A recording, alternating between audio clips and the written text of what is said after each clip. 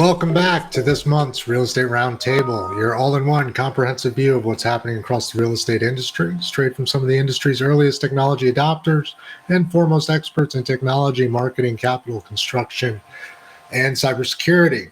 As always, this is a three-part show. Part one, introductions, what's happening with each of our roundtable hosts. Part two, a sector focus, paradigm shifts, what is the biggest change or news in their spaces. And part three, what does it really mean for your business? What can you do over the next 30 days to continue to thrive? I'm Andreas Senie, founder, CRECollaborative, brokerage owner, and technology growth strategist. And joining me this month is none other than Saul Klein, founder of Realtor, Futurist, strategist, trainer, speaker, car wash owner, and future economic indicator presenter. Saul, nice to have you back. Always good to be back. All right. Rebekah Carlson, president and CEO of Carlson Integrated, past president of NICAR Association, and my favorite marketing maven. That's their tagline. Becca, nice to be back from Europe. Some new tips and new tricks, I hope. Glad to be here. Thank you, Andreas. And joining us all the way from one of the Great Lakes this month, Maria Kowalik. Welcome back. SVP, Director of Business Development, Inland Green Capital. All things green, C-Pace, construction. Anna, welcome. That's right. Thank you very much. And being that I'm coming to you from the lakes of Minnesota, I missed having 4th of July, but this is 4th of July week here all over. But back home, there was a horrible tragedy in Highland Park. And so I'd just like to ask for a moment of silence just in honor of those who lost their lives. Thank you.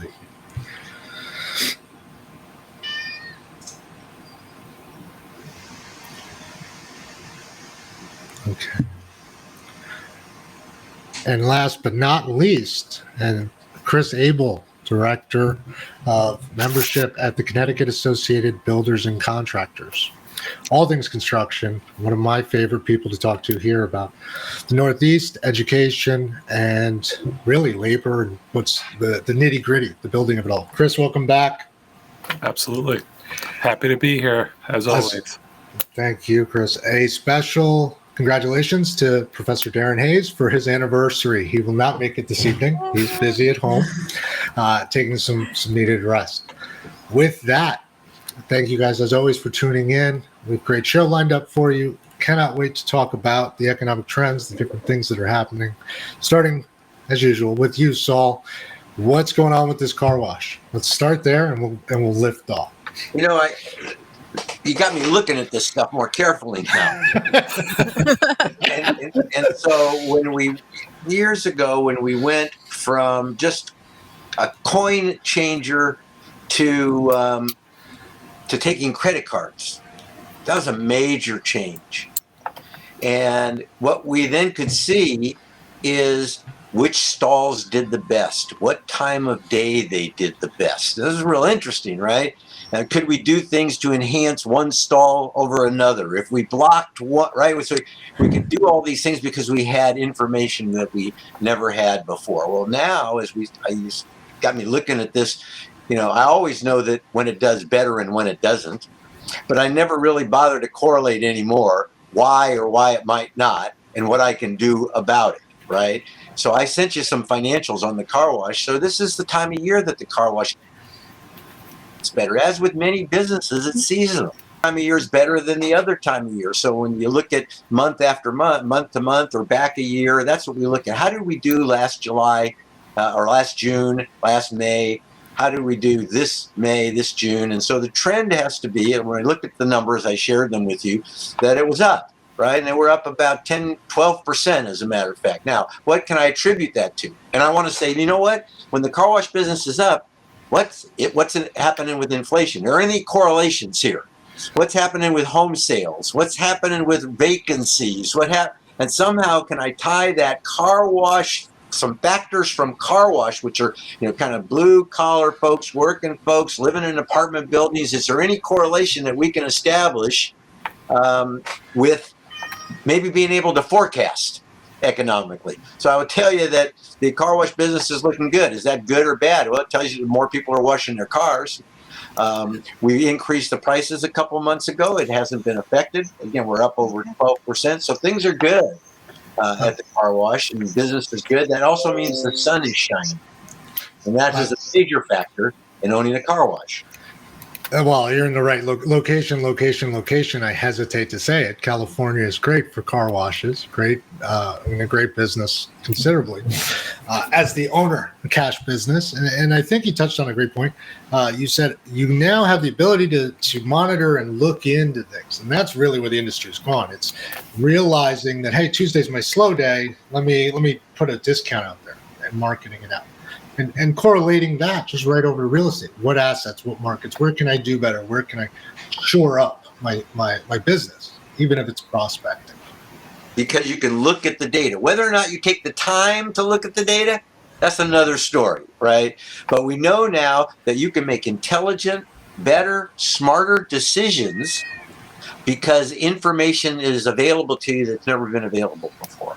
That's true. Maybe it's available, but much more difficult to get your hands on. I often would say that we are in the luckiest point with technology because the technology is there to go get as much business as we want, if you're willing to do the work. You can go knock on doors, you can let your fingers do the walking, you can find the information. Those putting it out there, of course, being the marketers out there getting it right in front of us all the time, such as Rebekah Carlson. Are you in shock returning to the U.S.? Now that we're welcome back. There's no place like home. So my daughter and I had a wonderful vacation, and as expected, it always triggers marketing ideas. I actually, if this marketing thing doesn't work for me, I'm going to be a food importer, 100%. I had some wonderful snacks that I can't find here, including. And I can't believe I'm telling everybody this because I think this is the most genius snack in the world. We were on a train going to Berlin, and there was this pretzel, and then you bit into it. It was filled with butter, which is maybe not like the healthiest snack, but it was delightful. It was the best pretzel I've ever had in my life. And it was like a mass-produced in plastic snack that they were just handing out as, local fare. Like I said, if marketing doesn't work out, I've got a second career lined up. Third career, Oh, it's fantastic. Look, food, well, you're a foodie, so I can say that, right? Is everybody on the call a foodie, relatively?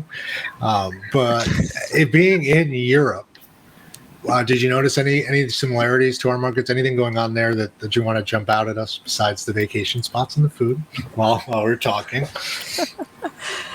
So I would say that there are, and we were in a number of capitals and major cities. So it was a Baltic cruise. So we visited no fewer than 9 cities in 10 days.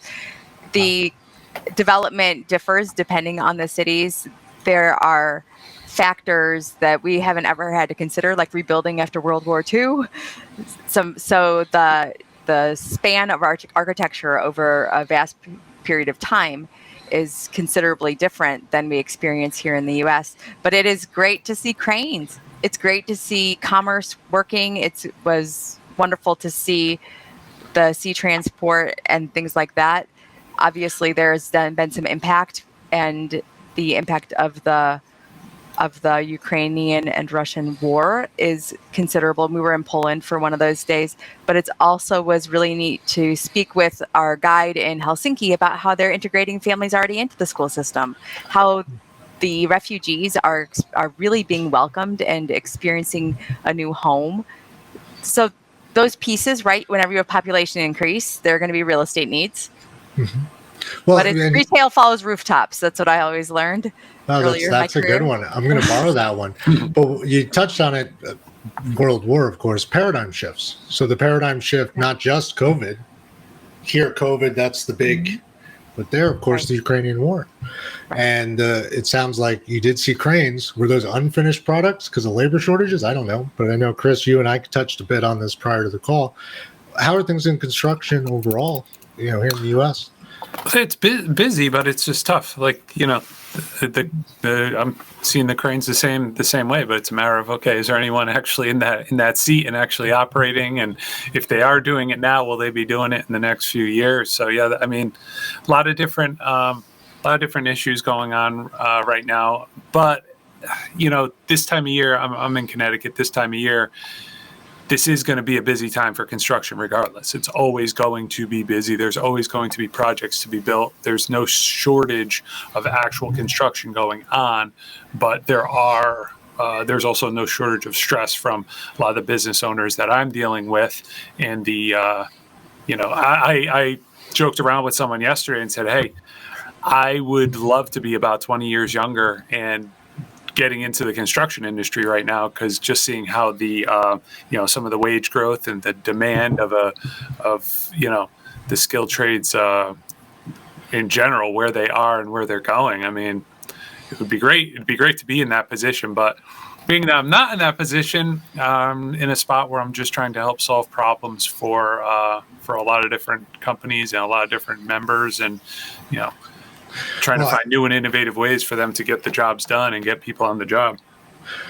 So, and I also am here in Connecticut, and there's a few sites here that I'm going to pick your brain on off call that are not busy. Sure. So they might be acquisition opportunities. They may need CPACE funding. And Maria, I'm coming to you, and I'm coming back around to economic indicators.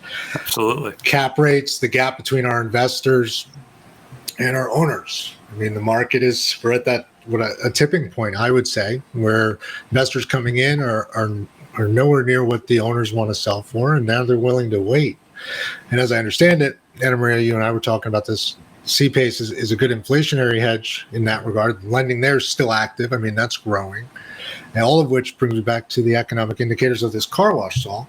How'd you do in the last quarter compared to prior quarter, comparatively? Better. I got him on the better. So people out there spending money, even though realtors are now riding in their clients' cars to save gas. Well, you got to say at what level, right? Look at the demographic and people, but we're getting a lot more car washes than we got in the past. Now remember, there are limitations, right? Because if an average car wash lasts even if you went 100% occupancy, let's say, there's a limitation on just what that can do.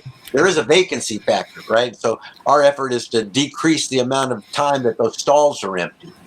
And it seems like they're more and more. Those stalls are active and people are using them. And to me, that's a good sign. At least there's activity. It's all about momentum, and moving. And I just had an interesting thought, and Anna Maria, correct me if I'm wrong. Can Saul upgrade his car wash because and go green? Absolutely. All CPACE financing, in theory, because he's upgrading. In theory, yeah. Exactly. That's kind of an interesting thought. Now listen, here's something where you think about water conservation measures, and why not add renewable energies to it as well? So especially Southern California. in California now, in San Diego, you can't wash your cars unless you go to a car wash. So they just passed an ordinance that says you have to go to a car wash. Now, you love laws like that, right? You do. Yeah, you do. But that's another factor. It's just like, what are the forces, the four great forces that influence value? Physical, social, economic, and political. Those are the four great forces that influence value, right? Physical, social, economic, and political. And so here we have with this very basic kind of business, right, a car wash, where you can actually see those forces affecting the value. And of course, the value then comes out of the cash flow, and cash flow is what everybody buys. And I saw an interesting phrase the other day. It was something like, cash flow feeds you, net worth is for bragging, cash flow is for eating. And it had to do with buying a property. If you're going to hold it long term, the rents didn't get cut. Value might have got cut in half, but the rent didn't get cut in half. And so people that buy to hold, even no matter what in the cycles, they typically will do okay. But I thought that was a great phrase, right? Yeah, your net worth's gone down, but net worth is for bragging, and cash flow is for eating. That's true. There are a lot of developers, owners. The numbers on a lot of these projects, syndication deals, the distributions are going to tighten up. The numbers, the projections aren't going to look as good. But if that cash flow is there, you can fall back and focus on your core and make it through. You just got to tighten your belt, just like Mom and Joe at any of the regular businesses, a car wash even. You just reduce expenses. But I get back to Anna Maria, and you're right. The more that we can do something that can cut the cost, and if that's environmentally friendly at the same time, then that's a no-brainer, right? That's Absolutely. And that's what we're based on, is it being a no-brainer. And you know, in trying to grow the program nationwide, because it's still kind of in its infancy, with only 10 years behind us, you know, and so it really takes a lot of education on it to bring it forward so that people feel comfortable with it and find a trust factor in it. Because when something's so new and it almost sounds too good to be true, you know, do I want to take a risk on this? But you're risking more by not trying it out, because like you said, there are so many different other costs involved, environmental and the green money as well too, you know, because you know, why spend all that extra on the utilities and being wasteful, and so especially for car washes, they're a hot item in the industry actually right now. I love it. Well, and when you think about it, the easiest way to cut costs is to improve efficiency. So upgrading those machines so that vacuum only goes for 1 minute instead of 2.5 minutes at half the power. That sounds green to me. Automatically, absolutely. That's what we say about HVAC replacements. Automatically, just by virtue, you know, the units are typically 18 to 25 years old that are getting changed out. And so with the new technologies, they're definitely more energy efficient to begin with. And so just by virtue of changing them out, you're already automatically there. Back over to you. I know you're back from vacation, and unfair as it is, any big changes, or I want to say like reductions in marketing? Are people starting to pull back on those areas because they're saying, let me focus my funds on the core? So I haven't seen it yet, but I am doing my third and fourth quarter strategic planning, and part of that is creating a process and a mechanism so that clients can execute their own marketing plans. So we're literally putting packages together now where we can create the plan and create the structure around it and chart the progress and check in with them and those sorts of pieces, but that they can self-execute, recognizing that it may be harder for some clients to hire an outside agency or an outside couple sets of hands to help them. And that's fantastic. A do-it-yourself toolbox after the fact, sort of like, here's your toolbox, follow our process. Back to our original discussion as a group, the four of us, Anna Maria, prior to your time, about just rewriting your processes. Let's go back to basics. But we're not rewriting anything. For most of us on this call, we've all been in this space 2008. Saul, you were here prior to.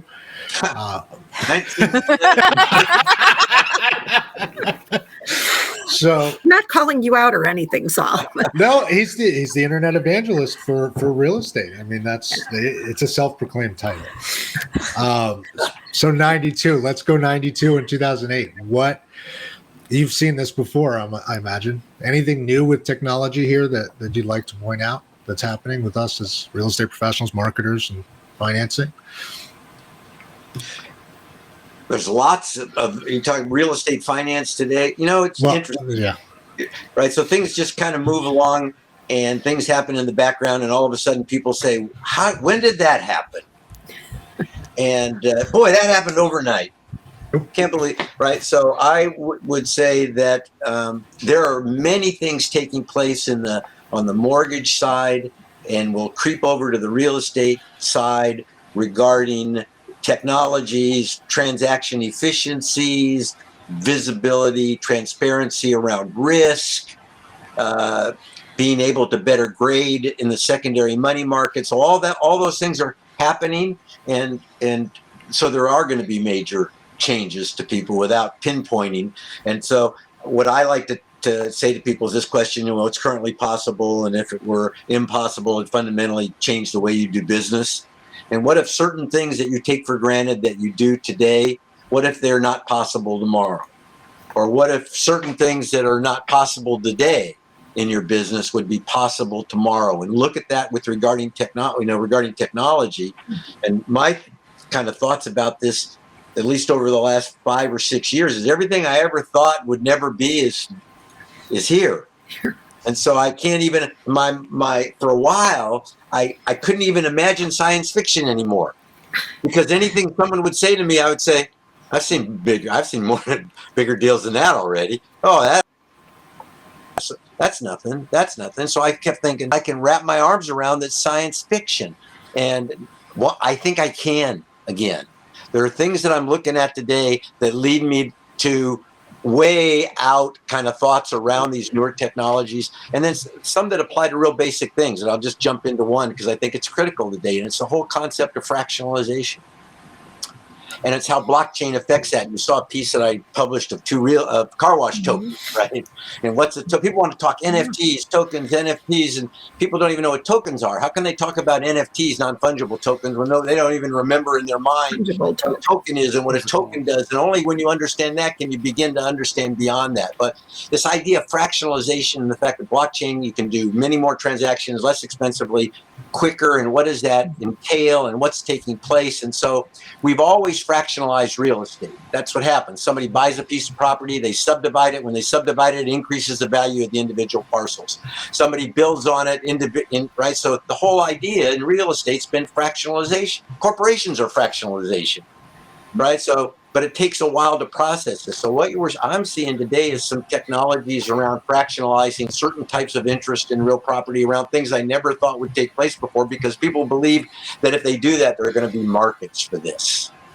And blockchain is the technology that makes it run. And people say, well, people are going to be priced out of the real estate market. You're not going to be able to buy your home. And maybe the time in which you buy your first home might be later in life than it now is, but there are going to be other opportunities to buy real estate at $25 a piece and some blockchain investment somewhere. It's all happening. There's a few apps I've come across where you buy a fractional ownership interest in your first, investment property. Not a security, but right, because not a security, but really very similar. So yeah, absolutely, fractionalized interest. And then you look at just us talking to each other like this, and to all kinds of other listeners. Pre-COVID, we weren't doing it as much. And yes, the technology was there, but it's really come such a long way. And especially for like Becca and myself, I'm doing business development and her with the marketing. I mean, we get out there and we're kind of all over the place at once. And I remember watching the Jetsons as a kid. Anybody, I may be dating myself, but the Jetsons was my favorite cartoon. And here I love the flying cars, gotta admit it. But more than that, I wanted the phone where you could see a person on the other end. And wow, it's come true in my lifetime. So that's pretty awesome. They have flying cars. They're not mass produced. They do exist too. And I want the one that, goes up, parks itself, drives you around, and all that. It's all going to happen. They're going to geocode from the surface of the earth to 1,000 miles up, and the vehicles will know what quadrants they fly in. It'll be automatic, and there'll be no accidents. You'll get in it. It'll go up. It'll find where it's supposed to go. It'll go there. That's all going to happen. Yeah. That'll be great for my retirement. I can have my own driver. I know on the contractor side of things, the embracing of technology more than anything. I mean, it's about. I mean, this is for all sorts of different businesses, but from what I see, I mean, it's about survival. If they're not embracing all this technology that's out there at this point, it's the difference between, getting on the next job and closing up shop, or passing it on to the next generation, or just calling it a day, or selling it off to someone who's not a family member who is embracing technology. And the same thing even on the marketing side. Becca, you probably see some of this there, and I think I might have mentioned this a few months back, but I'm noticing with the hiring, I'm seeing more companies taking marketing dollars and put it into the HR side of things and into the hiring side to market their companies and market to get that attraction, where they're not necessarily marketing all the work that they do to get more business. They're trying to figure out where to spend their dollars, is it going to go in that direction, or is it going to go in a way of attracting the people that can actually do the work? So when we have the work, we don't get caught with our pants down and not be able to complete the job. It's such an odd, shift. That was the first thing I thought about, Becca, when you mentioned kind of that do-it-yourself type of thing. So they can kind of take that, roll with it to still cover that base, but also cover the base of trying to market their company in a way to attract the right people. It's very interesting. It's a weird time. It's an interesting time. It's for sure. fascinating that you say that, because I would say over the past 2 months, we've had 4 or 5 clients who've asked us to help them with structuring advertisements for hiring and writing job descriptions. Like, I didn't know, like I used to hire for my old company. And so I've done a lot of job descriptions in my career. Sure.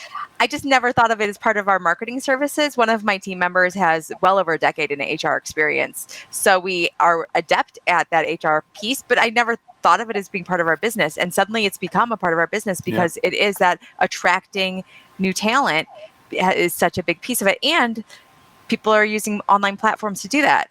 And if we have clients that are already not as adept at some of the online platforms and they need a little bit of hand-holding, well, you better believe they need hand-holding placing the job ad on LinkedIn. Yeah. And there are a lot of places they're expecting, like the potential employee is expecting the first interview to be like this. Yeah. They're not expecting to have to get dressed up and show up at 8 or 9 o'clock in the morning and park at a visitor spot. They're expecting that first and maybe even that second interview. I spoke with a friend of mine earlier, and 3 interviews, and they've all been virtual. And I said, well, where's the job must be farther away. She's like, no, it's like a half hour away. It's in this town. And I was like, where when are they going to call you in to check all, body language? This is going in the back of my head. Body language and the handshake, and I'm like, all right, am I dating myself, or what is going on here? But yeah, it's pretty wild. Well, the world today is changing, and you touched on, Becca, you touched on something interesting there. And Chris, the people coming in, this crossover or spillover of responsibilities. Almost, people are expected to know more and do more, which. I don't know, being a generalist is fantastic and it's important, but Bob McCone's a friend of mine, and specializing in your field, being a specialist and committing yourself to excellence in that field or in that space is also important. So how broad can you really go? I'm seeing the same here. Generalist brokers, generalist everything. I don't think, labor shortage or not, I think that is a contributing factor to this separation between the old school and new school. You can't do it this way. Well, you talk about the labor, though. People that you hire at different levels, expecting that they have certain technology skills. I think that just comes with the territory, and that's not new. I mean, I remember when we had to say, do you know how to use email? Do you know how to get information off of this? True. And do you know how to use Word? Do you know how to use Excel? And people could say they knew it. We actually had tests when people came in, so we could find out. And then a lot of times people hire and didn't know how to use the things that the people right. But everybody knows how to use these things now. That businesses adapted and people adapted and adopted based on their needs. And I think it's not anymore. The technologies today are certainly no more difficult. People are certainly more used to using these kinds of things, and they're generational piece. But I think that there is a lot, and there always has been since we started with personal computers back in 1980, whatever. And the construction side, are people expected to know more? Like a Procore, for instance, is that a trait for labor wise, Chris? I would say, I mean, there's a whole slew of different programs, and it's a matter of what a particular company might be looking for. Obviously, when you're talking about,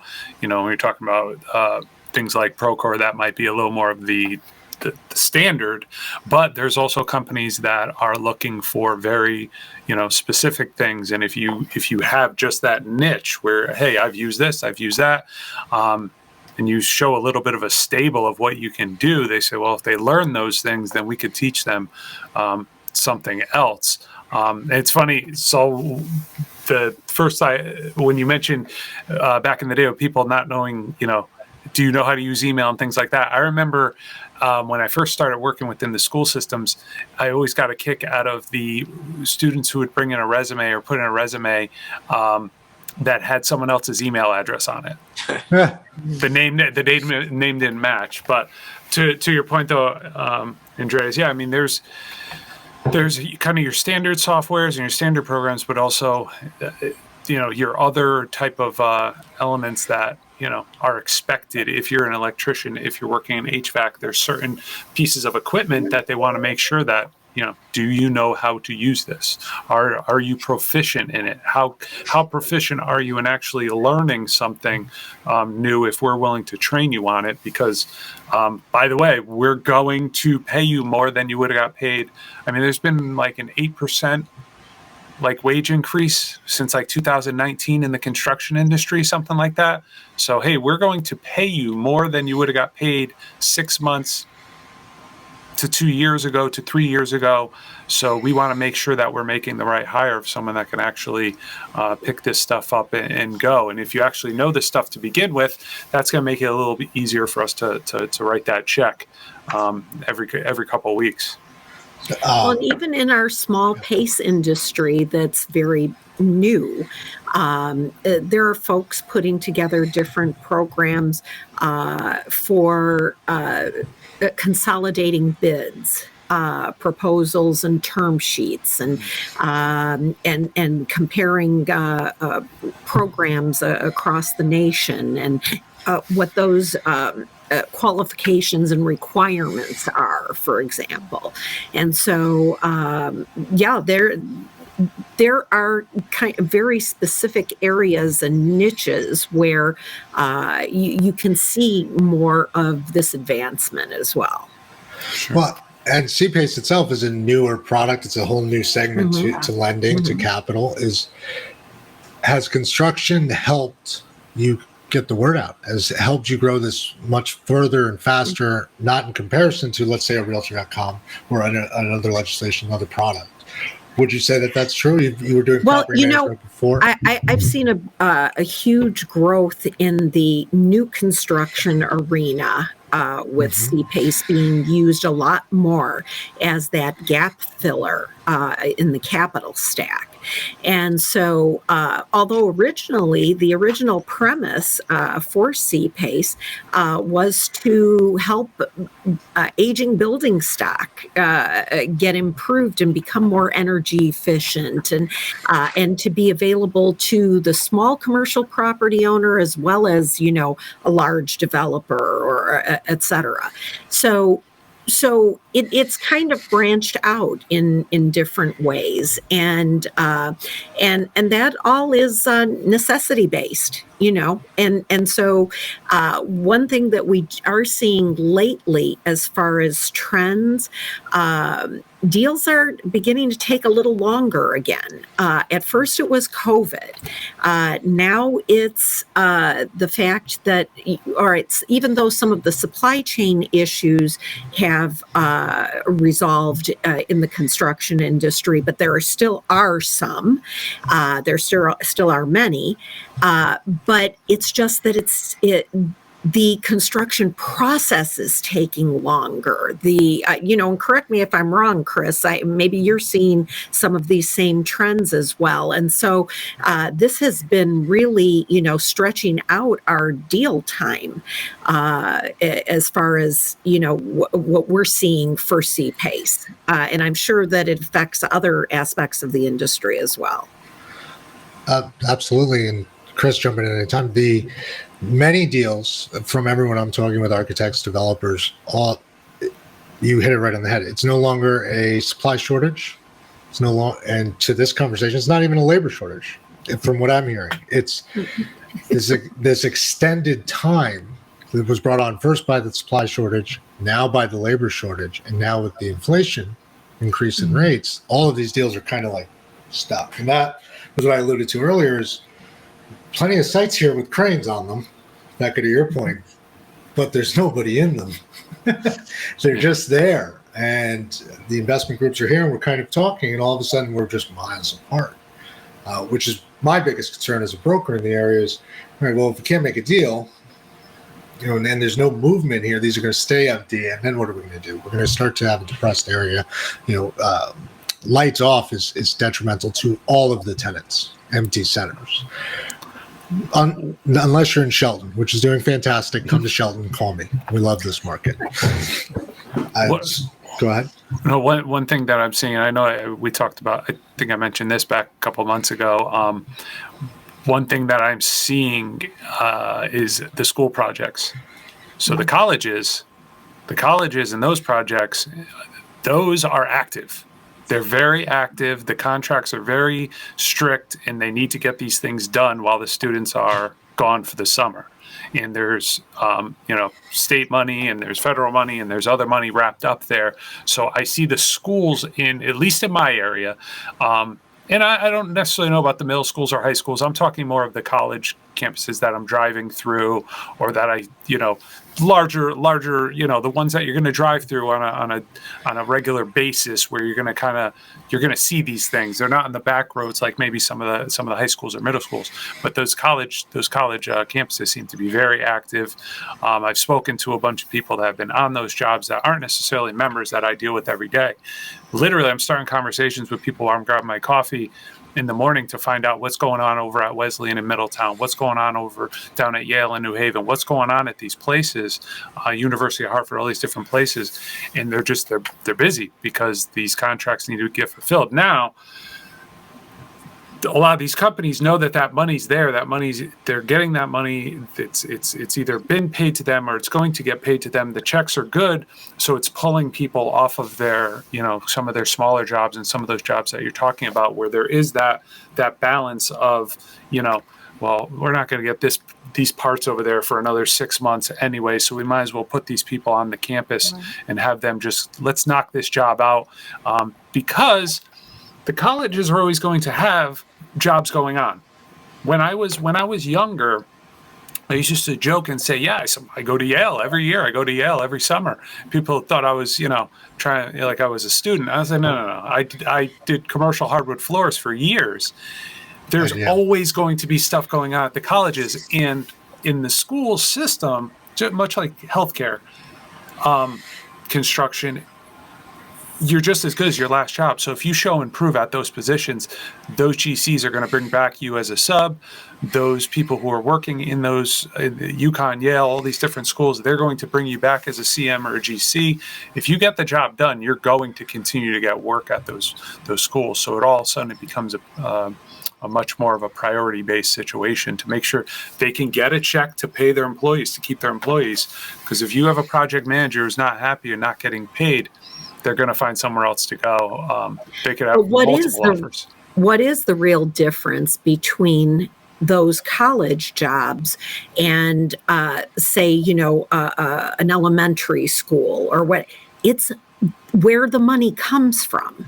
Right. You've got more private infusion. You've got tuition being paid on the one end, and on the other, you've got a public scenario in most cases, and that is where CPACE finds its in the private institutions, because it's the private investment in private projects that we're dealing with.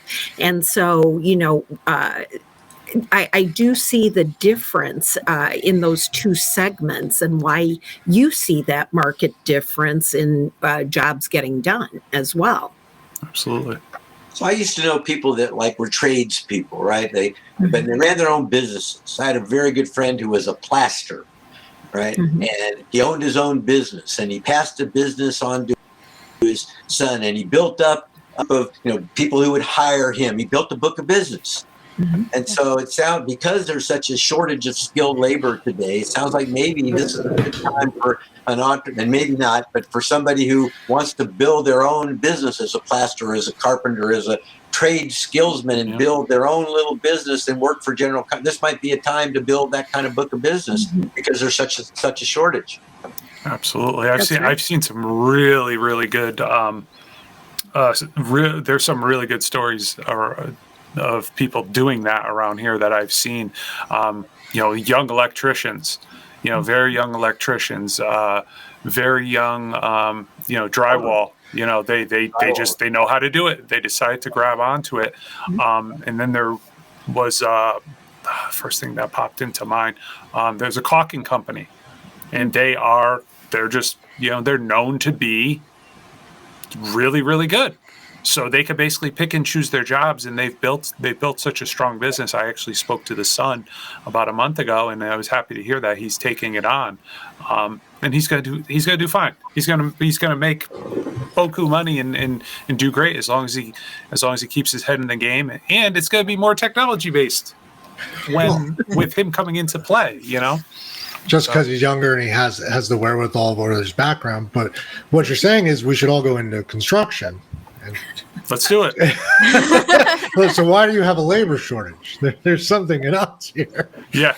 Well, skilled labor in particular. That's what's hard to replace, right? Yes. Right. Yeah. So that's a fair point. The skilled labor side is just hard to replace. I mean, I spent over 10 years in the schools talking to students, and I mean, I was just speaking to someone yesterday who had to let a couple people go last week because he didn't plan on it, but basically he went down to a site and they were already gone. Lunchtime. And it wasn't Friday. It was Thursday at 3:00, and they decided to take off. And then he already knows that part of the reason is because they want to get off an hour earlier, so they have an extra hour of free time. Literally, this is what they're saying to it. And then another one wants to be able to. It just doesn't work that way. You got unfortunately got to stay till the job is done. And yeah. It is what it is. Like I said, I used to be in those spaces and be on those job sites, and there were times where we'd get be able to knock off early and maybe get home a little bit. There'd be times where you're staying there a certain time. It's just it's that skilled the interest there is really just wavering right now as to what they actually want to do. A younger person, what they actually want to do. Well, so you mentioned something interesting there about I need an hour of free time. Work-life balance is incredibly important. Absolutely. I did not do this very well for a long time, but the last 2 years have been great. That's an inside joke. My wife's watching; she better be. So work-life balance, and it especially now, trying times. 40 hours is really 60 hours. At least in real estate, apparently 40 is 30 in construction, and I'm really going to go hang sheetrock after this call, potentially. Yeah. At least a couple days a week. So, labor shortage, this new generation, the retail, what I'm hearing similar to your I need 1 hour of my time is I'm not going to do that because I don't feel like doing it. That I can't do that right now. That's it. You're my employee. You're going to do it because I need you to do it. No, I don't do that. Ask somebody else. Which boggles me. Like when you show up to work, you're there to get things done. Whatever needs to get done, you get done. I'll never forget it. My first restaurant I worked in ever, guys in a suit and tie, 9 celebrities out front. The owner, he's washing dishes in the back. Why? Because he owned the place and it had to get done. Whatever you do, you just get in there and do it. Although, as Becca pointed out, we've got all these generalists doing everything, but unwilling to do certain things, as Chris said, or taking off early. What can we do, or what do we do now? I mean, finance is in the same boat, assumably. Are you guys having the same I'm sorry, I don't want to say generational change. This shift in work dynamic? Hey, wait, before you go, I want to give you You want to jump in? Yeah, I want to jump in on this life balance thing. Life balance. From not Hawaii. John's I think it's totally overrated. The only person that should be able to tell you that you need a life balance is your spouse, your partner, not anybody else. Because if you're in business and you're trying to build a business, if you're not at a point in your life where you have enough put away so that you better be working day in and day out. That's the nature of it. You know what? You get rewarded for your efforts. If you're in construction or real estate or something, that's one of the reasons you're in it, because you get rewarded for your efforts. And if that means you work 7 days a week, you do what it takes. It relates to what you just said. You do what it takes to get the job done. It doesn't matter what your generation is. You do although we know that maybe that's a factor these days, but you do it. And life balance is great, but it's like Maslow's hierarchy of needs. And you just can't, life balance isn't the number one thing that you put on the list, right? You got to eat. You got to breathe and you got to eat. and those have high priority.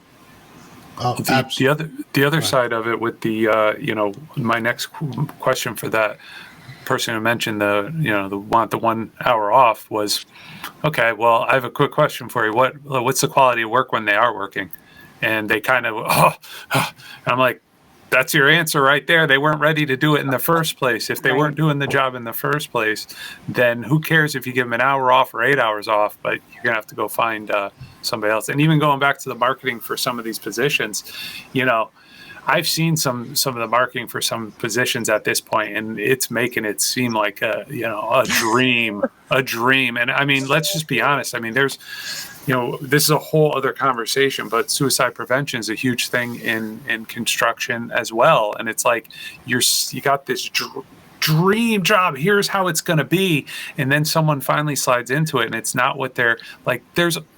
I feel like the people that I see being successful are the people that are being very realistic with the people that they sit in front of them and say, here's the deal. You're working from this time to this time. We're going to pay you handsomely, but this is what is expected, and this is rigorous, and there's things. The biggest issue, like I said before, is just that interest, that real interest of having someone walk in who might be a little bit younger to say, you know what, I'm clean, I'm eager, I'm ready to go. And maybe someone who's a little more seasoned going, listen, I don't get into trouble. I'm clean. I'm sober. Here I go. I'm ready. And there's just those people are at a much smaller percentage in availability than, let's say, I mean, I'm just throwing a number 30, 40 years ago, the group that's retiring from that now. Why do you think that is? I don't know. I mean, spending my time in this school, I'm not completely. I could give different theories, but I don't have any data to back it up. I don't. Saul, you're the data guy, so it's kind of obvious, right? So we're seeing manifestations of things, something. Right? We're experiencing the manifestation of something. If we examine the data, we could probably figure it out. Yeah. But and why would I want to do? Why would I want to put in? 150,000 light fixtures over a 3-year period when I can do some sort of TikTok video and go viral and get advertising money. That's like California. I don't blame them. That's California Gold Rush thing. Yeah, we can go viral, but it's like how many of those people that came to California to dig gold didn't find any. Well, now you're talking setting expectations, right? Yeah. Expectation setting, which is across all our industries, marketing, especially in finance. If you show up to work or at the end of the day on that deal, and you've shifted the numbers 10%, it doesn't happen. No, absolutely. And but one thing I've noticed, and looking at most people, okay, we're talking about, those who aren't as hungry in all senses of the words, quote unquote, or those, who aren't as, I'm driven, at a loss for words. Right. Exactly. But when you've got honest, hardworking people that are really doing their absolute best, you've got single parents or parents of young children who have had to, during this whole COVID period, look after their children, and and if you had multiple different grade levels and managing their education online, and I know we're a little past that, but I think some people are still having some PTSD from all of this. Additional stress and work put out by, trying to manage everything at once. And so I think really there's, we just need to account for, and Chris, you brought up about suicides and whatnot. And I think mental health issues, just, in general, trying to lead people in leadership positions, trying to understand their individual employees and understand what they're going through, and can shed a little bit of light and, maybe cut slack on a certain day, but I know those same people are really willing to give it all, on a different day and more than all. And so, it's a question of just keeping in mind that these things are still going on and we're still suffering some repercussions from recent times. And now, we just get over one stress of health issues and now you're into another stress of inflationary times. And, and it seems like it's just cavalcading and there's no breather rest in between kind of thing. Crisis to crisis feeling. I agree that all of that, that's all true. And there's always been crisis to another crisis. We don't have to go back and name them. We've all lived through them, right? There's all been these stressful periods of time in our life. And COVID was a very stressful time, but so was World War II, so was the war in Vietnam, so was the assassination of John. I mean, we all have those throughout, and it just seems like people need a little bit more coddling, not right or wrong. It just seems, and that's what you're saying, that you want people to be a little bit more aware and to give, and if it's possible, I always thought, and we always taught this, that our most valuable assets were really our employees. Yes. And we always did the very best we could to understand our employees, because we put a lot of money into our employees. And as a matter of fact, often our employees couldn't match the salaries that we gave them anywhere else because they were worth it to us, and what they were worth to us, they weren't worth to anybody else. Right? So I think that a good employer and a good leader knows that and is going to give a certain amount of space to people just because it's smart business to do it. And then if you can add the human touch on top of it, it makes it better. But I think we're always going to be confronted with, it's not going to end. No. It's going to keep going. Well, and so speaking of the flag of crisis after crisis, what should each of us expect here? And now that we're coming into this recession, what are the expectations from your clients, Becca, that you're seeing? What's the expectation? Just your baseline benchmark. We're mid-year. What's the expectation given COVID, given everyone else, and then around the room, I'm pleased, from the different segments of the industry?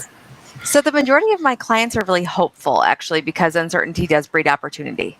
And so many of my clients are seeing opportunities. I have I did yet another pitch earlier this week for launching a retail store to a much broader audience. I have had 3 or 4 very important website calls for clients who are ready to expand their businesses, because I do think the 2-year kind of hiatus from expansion is now hitting that critical point, that tipping point in their businesses where either they're going to grow or they're not.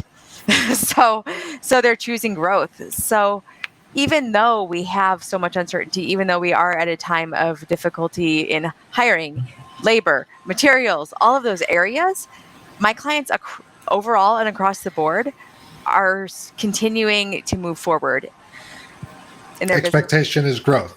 We're going to do better than the prior. Growth is actually growth.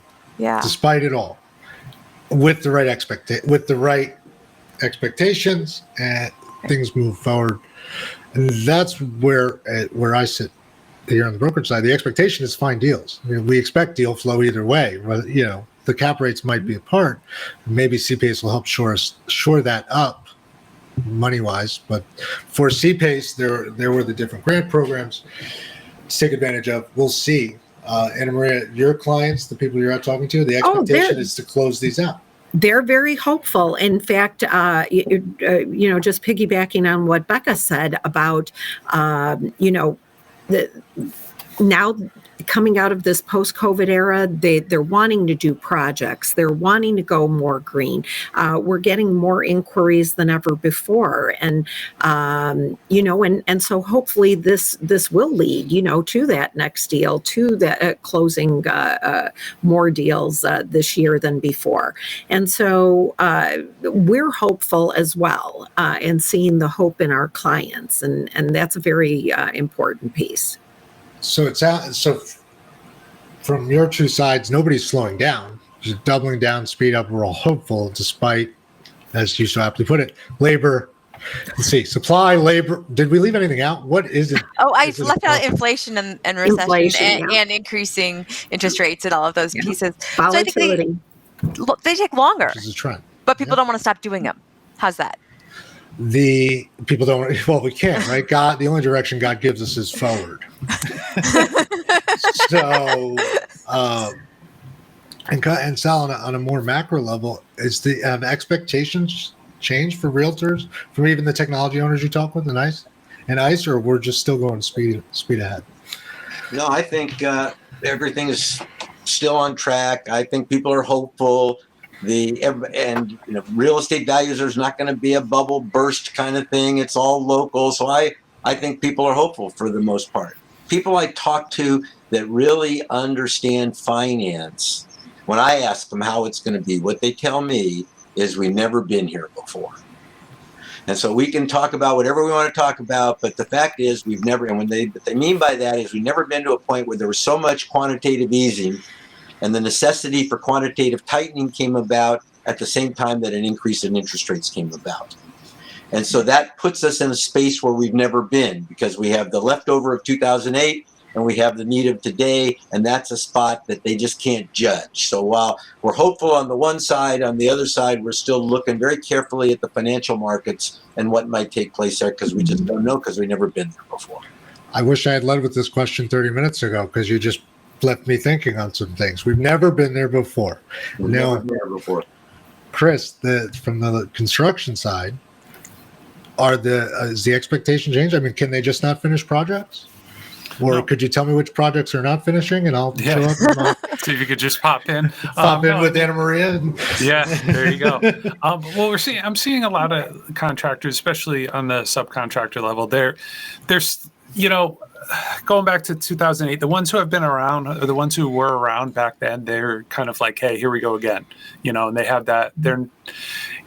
There's no lack of stress, and there's no lack of ups and downs and ebbs and flows when it comes to any industry, and especially in the construction industry. So there's still an idea of hope. I mean, I see a lot of the contractors starting to share labor when they can a little bit more, working together. I see some of the older generation kind of passing it down to the kids, or passing it down to the next generation, with the idea of the next generation understanding that they need to run the business a little bit differently. I'm seeing a lot of different mergers. I'm seeing companies let go of maybe one side of what they do, but holding on to another side that they consider their bread and butter. So I mean, I guess at the end of the day, we'll get through it, and, just got to kind of take everything as it comes, and, and just kind of keep riding along. I've had very few companies that I deal with that have turned around and say, we're out, we're selling, and we're done. And then I've had others that have found ways to kind of sell off, parts of their business if they need to. And I've seen others, like I said, they're sharing labor. The nice thing is, there's a lot of, even though there is a shortage, there are a lot of people going into apprenticeship programs. The problem is the number is so high that it's estimated to take about 14 years to train the skilled tradespeople that can handle, the 650,000 plus spots that are open. But you got to start somewhere. So, and you can't just keep hammering that number into people's heads over and over and over again.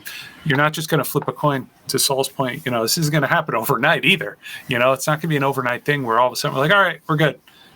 Found a $500,000 last night. We're good to go. It's just, it is what it is. So just hanging in there. Everyone's hanging in there, and I'll just keep trying to solve problems for the companies I work with. grinding it out, for lack. Well, I find that to be the right term. Onward and upward, and moving through the basics. It sounds like precision and clearing the noise, as always, is really selling off of different functions is interesting, because that goes back to my point about being specialists, not generalists. So I like that one. I do appreciate that. I do want to mention to our listeners, we got to the top of the hour quite quickly here. In-person events, CRETech New York is coming in October. Also, ICSC Chicago. For CRETech, because you've tuned in to listen to me speak, to listen to my great hosts and wonderful friends talk about their unique sides of the business, we have 20% off for anyone looking to sign up, exclusive to us, in partnership with CRETech. It's a great in-place gathering where you're going to hear from both VCs and prop tech companies. Prop tech being CRECo and all the others. All this tech everyone alludes to on this call, but we never go in deep about it because that's not what the call is for. So do check that out. And I want to thank Rebekah and Maria, Chris, Saul for coming, joining, sharing what you know, putting up with my microphone issues at times. I think the audio was great this month. Matter of fact, a little too good on my end. I'm hearing everything. That being said, I want to thank our listeners and Mr. Mendoza, our producer, as he leads us out. Please don't forget to check us out on YouTube, LinkedIn, Facebook, Twitter. Like, rate, and review us, and join us not just next month as scheduled, but third week of this month, we're going to talk all things debt with Inland Mortgage, Art Rendeck. And joining us in August, we have Dan Wagner coming back to join this roundtable group and talk all things commercial real estate. Thank you for tuning in to this month's Real Estate Roundtable. Download our show anywhere you get your audio, Apple Podcasts, Google Podcasts, Alexa, Spotify, Stitcher, Pandora, or simply ask Alexa to tune into the CRECo.ai Roundtable with Andreas, Senie. Also, don't forget to subscribe to our YouTube channel where there's a host of great content, including sector interviews and past shows at YouTube channel CRECollaborative, or visit us at CRECo.ai, your all-in-one dashboard to connect, research, execute, and collaborate online. Please do remember to share, rate, and review us. It really does help. Guys, I want to thank you, Mr. Mendoza. Do you want to lead us out here?